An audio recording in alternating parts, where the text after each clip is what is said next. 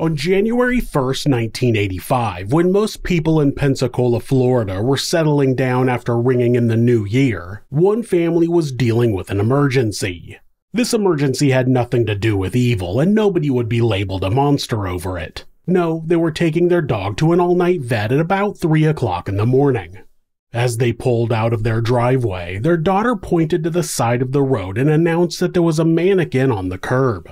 Her parents knew it's never a mannequin, so they pulled back up to the house and went inside to call the authorities. It was there that the police found the body of 23-year-old Tonya McKinley. She had been murdered and dumped on the side of the road, and it would take more than 3 decades to catch her killer. This is Monsters.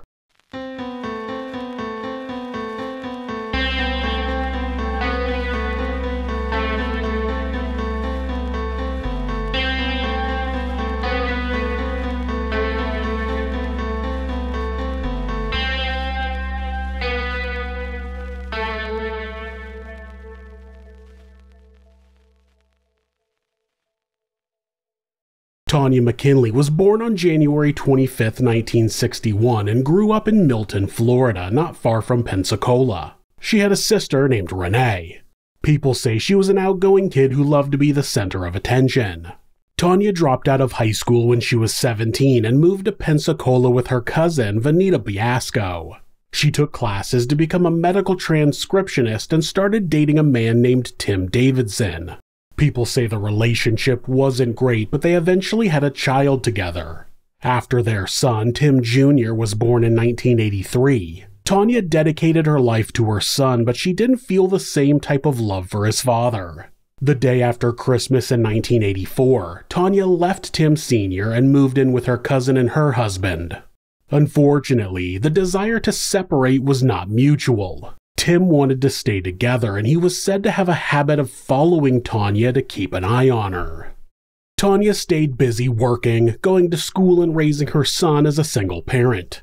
There wasn't a lot of time to have fun, but on New Year's Eve of 1985, Tonya, her cousin Vanita, and Vanita's husband Larry made plans for childcare and went out to a local bar called Daryl's. They stayed until after midnight, but for the holiday, the daycare was only staying open until 1 a.m. Tonya didn't want to end her night of fun, and so Vanita offered to pick up both kids and let Tonya stay at the bar a little longer. Tonya assured her cousin that she had a bunch of friends at the bar and could easily find a ride home. That would be the last time Vanita ever saw Tonya alive.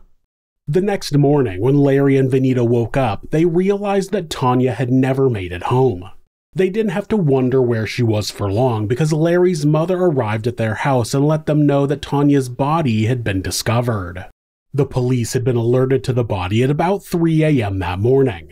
When the medical examiner was able to perform an autopsy, he ran her fingerprints and found a match in the system. Tonya had been arrested for drug possession in 1981. Authorities were able to notify the family of the shocking news in the early morning hours of January 1st. It was clear from the scene that the murder had not occurred there. There was no sign of a struggle, so investigators believed it was just a dump site. The medical examiner determined that Tonya had been strangled, and a rape kit revealed the presence of semen and foreign pubic hairs. There was a towel on the ground next to the body, and on that were more pubic hairs and also black hair that was later determined to be from an animal. Of course, in any murder, a romantic partner or ex-romantic partner is commonly to blame, so investigators immediately started looking into Tim Davidson. When they found out about his somewhat controlling behavior during the time he and Tonya were together, it definitely made them that much more interested in him, and Tonya's family told them that he was the only person they knew who would want to hurt her. Vanita told the investigators that in the days before her murder, their arguments escalated to the point that Tim actually bumped his truck into Tonya. The bump knocked her over, and she wasn't seriously injured, but it displayed a level of violence that could very well lead to murder. When detectives questioned Tim, they felt his behavior was odd, and he kept trying to point them to other people he said were responsible. However, when investigators compared his hair to the hairs found at the scene, they were not a match, and then he passed a polygraph. On top of that, he said he was at a party at the time of the murder, and investigators ended up finding a video someone had made of the party that proved he could not have murdered Tonya. Their number one suspect was cleared, and investigators were back to square one. They moved on to question the last people who had seen her at the bar on New Year's Eve, particularly the bartender, a man named Kurt Lisk. Kurt Lisk was the bartender of Daryl's, and Tonya had told her friends that she had been seeing him casually. It seemed to Vanita that she was excited to see him that evening. Since he was the last person to see Tonya, he was questioned, but he seemed like he didn't want to talk about her, and he claimed they had never had a relationship. It definitely piqued the interest of investigators, but he had an alibi which a number of people were able to corroborate. He claimed to have gone home with 2 women and was with them the rest of the evening. They both confirmed that, adding that he had left once very briefly to get a bottle of wine. They said that only took him about 15 minutes, which wouldn't have been enough time to murder Tonya, dump her body, and then get back to the house. Investigators still had a bad feeling about Kurt, so they re-interviewed the women he was with that night, and that's when the story changed. They told the investigators that he had actually been gone for about 2 hours between 2 and 4 a.m., and that he had asked them to lie so that he wouldn't be a suspect. When they talked to Kurt's roommate, he told them that Kurt had definitely been seeing Tonya. Based on those lies, the authorities were sure they had found the murderer, as the new time window meant Kurt was unaccounted for the same time Tonya was killed.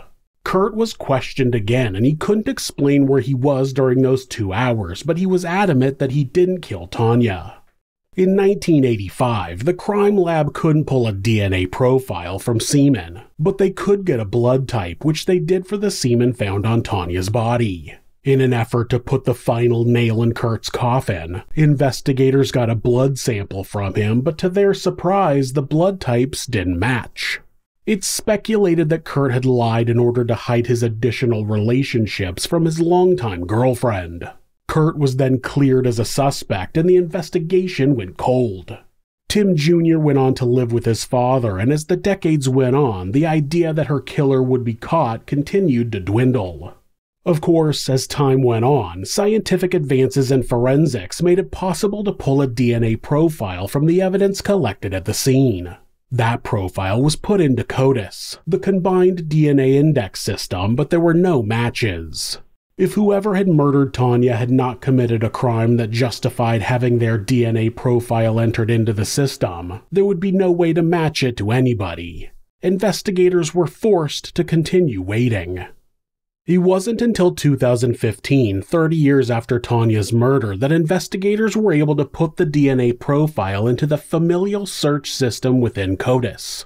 That meant that, instead of searching for a direct match to the DNA profile, they were looking for anyone who had a DNA profile indicating they might be a family member of the suspect. It only took a few months for investigators to get a hit on a man named Donald Farmer. But after getting DNA samples from his family, none of them matched. Unfortunately, the familial match was not accurate, and Tonya's murderer was not related to the Farmer family. After a few more years, investigators were opened up to the idea of genetic genealogy being able to help them track down the murderer. In 2020, using a site like GEDmatch, they got back thousands of results of people who could be distant relatives of the killer. From there, they traced those people's family trees and filled in the blanks until they were able to narrow down their search to a man named Daniel Wells.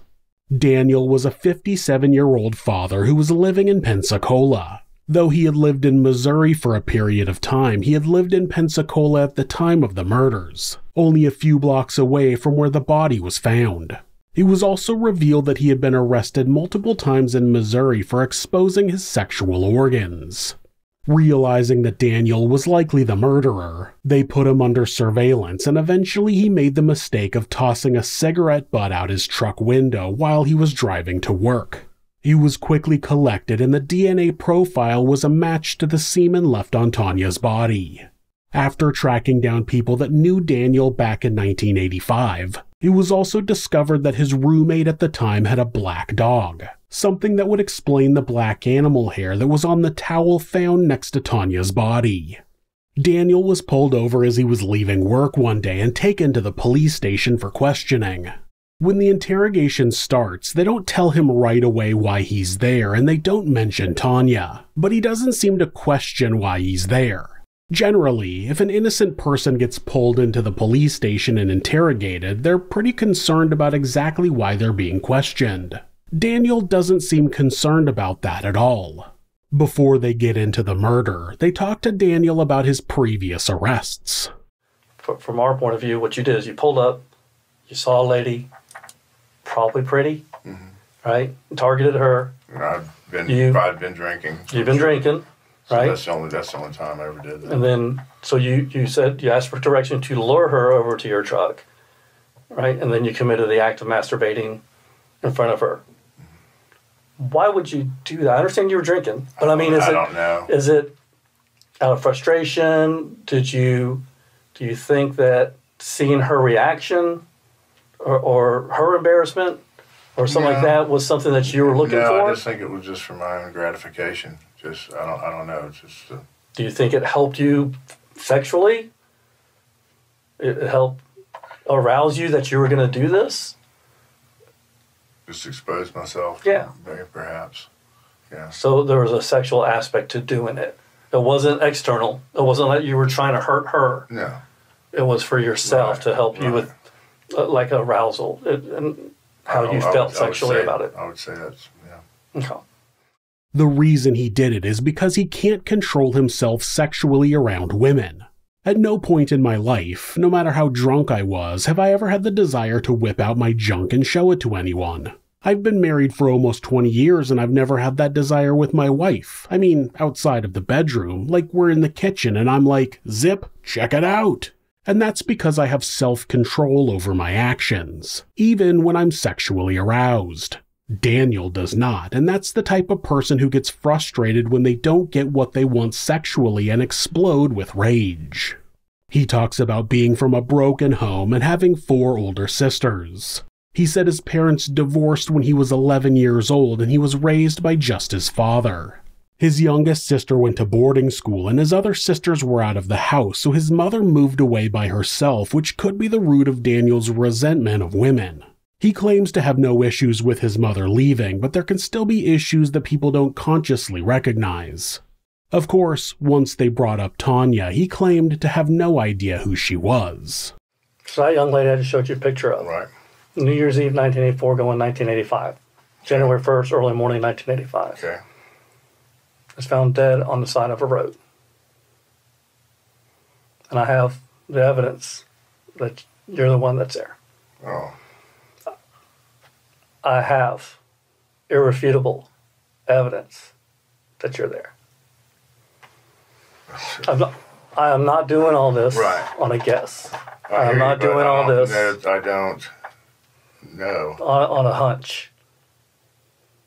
Dan. Yeah. Telling you. You're there. I wasn't there. He also still seemed way too calm for someone who was just told that his DNA was found on a dead body. He wasn't surprised that his DNA was on her body because he knew he left it there. But like most suspects, he continued to deny he even knew her.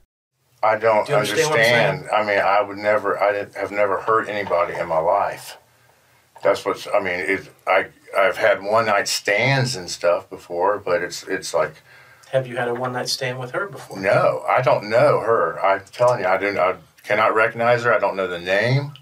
Dan, it's like you went back to school days. I don't know anybody. The only reason you're not telling us that you know who she is because you're afraid that somehow we'll find out that you're responsible for her death.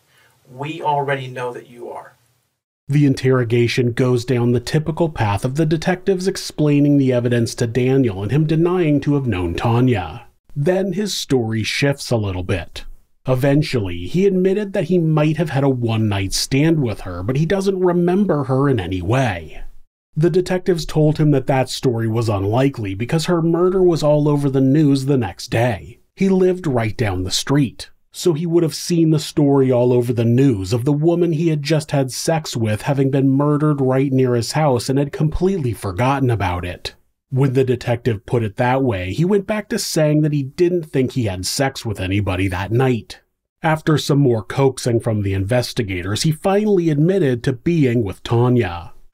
I was with her and stuff, but I didn't give her a ride home. And there was a group of us. Oh, God. Because I guess she lived over in Santa Rosa County or something. But Bobby Hicks and a guy named Ralph James, they were with me. There was a group of people that I went to school with that were there. And we did have sex in the parking lot. And other than that, well, no, actually, it was at the house, I guess, too. Yeah, because that's where John Pendergast lived. He claimed he had been out with a group of friends and he had sex with Tonya at his friend's house, but then she left with the other people he had been with. Homicide investigators know exactly what's going on, and they explain to Daniel that they know that he's minimizing his involvement in what happened to Tonya. After about 45 minutes, the detectives were finally able to get a confession from Daniel. So just start at the beginning. Okay. Well, I remember that her friends had left her, and she wanted a ride home. And but we went by my house, and we had a few drinks and stuff, and it just escalated from that. She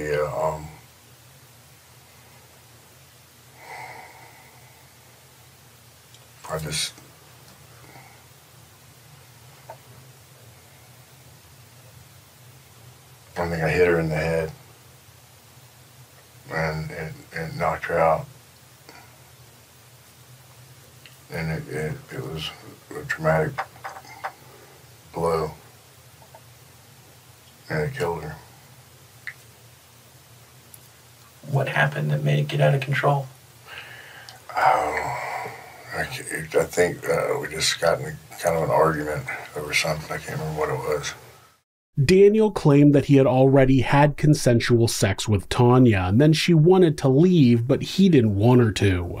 It seemed that Daniel was interested in another round of sex and became enraged that Tonya wanted to leave. He said that Tonya slapped him, so he grabbed a cutting board and hit her in the head with it. Like mentioned before, Daniel is a person who can't control himself with women when he's not getting what he wants sexually. So you hit her. You said it was a fatal blow. She was unconscious at least. Right. So then you had sex with her a second time while she was unconscious? Well, not really sex. I didn't. No. You tried? We had sex. I did. Then it was like couldn't believe what had happened, and I couldn't get her to respond. So you stopped? I didn't know what to do. So what'd you do then? I think I just took her down the road. You think? I took her down the road. And what? In my vehicle. And which vehicle? I don't know what I was driving then. I think it was my Ford. I think it was my truck. He claimed that he checked her pulse and she was dead, so he put her in his truck and dumped her on the side of the road. But the detectives knew that wasn't entirely true. Again, he's trying to minimize what he did by making it sound at least a little bit like an accident. When the detectives asked him how he really killed her, he admitted that he strangled her with his bare hands. Daniel Wells was charged with first-degree murder and first-degree sexual battery, but unfortunately he would never be brought to justice. 15 days after his arrest, he was found dead in his cell. He had hanged himself in order to escape living the rest of his life in prison. Obviously, Tonya's family feels cheated out of justice, but they're relieved that her killer was identified and can no longer hurt anyone else. Daniel Wells was a monster who would have happily gone to his grave without anyone ever knowing what he had done in 1985. He was so determined to not be punished for his actions that he took a second life after he was caught. His own.